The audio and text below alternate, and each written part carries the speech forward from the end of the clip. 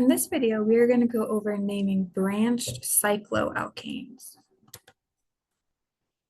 So when naming branched cycloalkanes, when there is one substituent on a ring, no locator number is used. So we can see for regular cyclopentane, it's just called cyclopentane. When we have one substituent on there, this is a one carbon substituent, one carbon. One carbon is meth, substituent is eel, and then cyclopentane. So it's just methyl cyclopentane. It's not one methyl cyclopentane. It's just methyl cyclopentane. Ethyl is two carbons, and ethyl cyclohexane, because this is a six-membered ring. Hexane is six. Naming branch cycloalkanes. When there are two or more alkyl substituents on a cycloalkane, numbering begins at the substituent in which counting in one direction around the ring gives the lowest set of locator numbers to the first two substituents. So we can see here that we have a cyclopentane and we have two substituents on each, two methyl groups.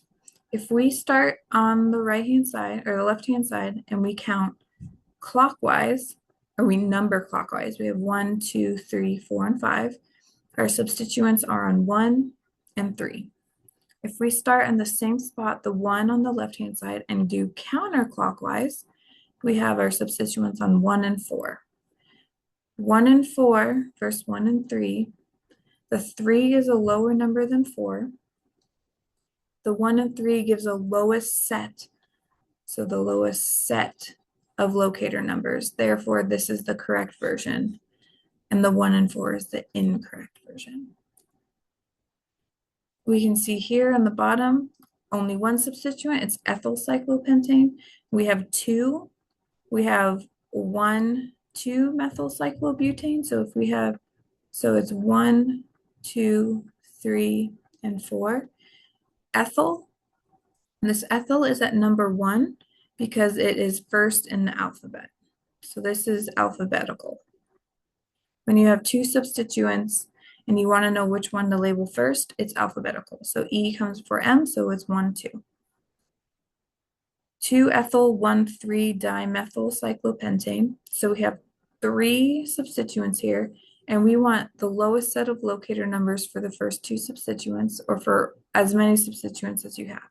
So we want 1, 2, 3, 4, 5.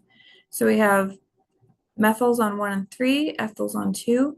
If we started with ethyl as 1, because we want it alphabetically, we'd have 1, 2, 3, 4, 5. And our locator numbers would be 1, 2, and 5.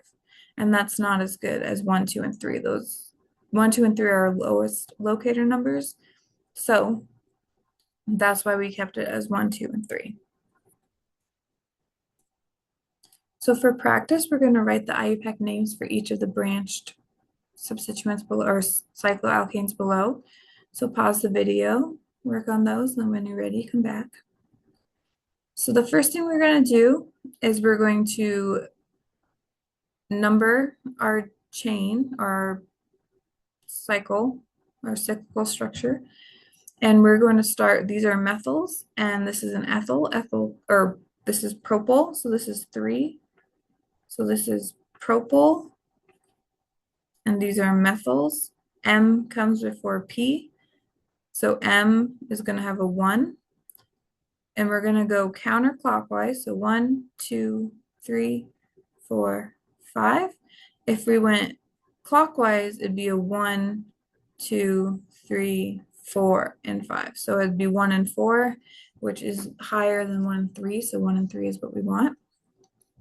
So we would do 1 methyl, 3 propyl. And remember, we need a cyclo pent because it's 5 carbon ring, ane because it's all carbon-carbon single bonds in this ring. So, be 1, 1 dimethyl because there's 2 methyls here. So There's two methyls each on carbon 1, so 1, 1, two methyls, di, methyl, 3 propyl cyclopentane. For this one, we have ethyl, methyl.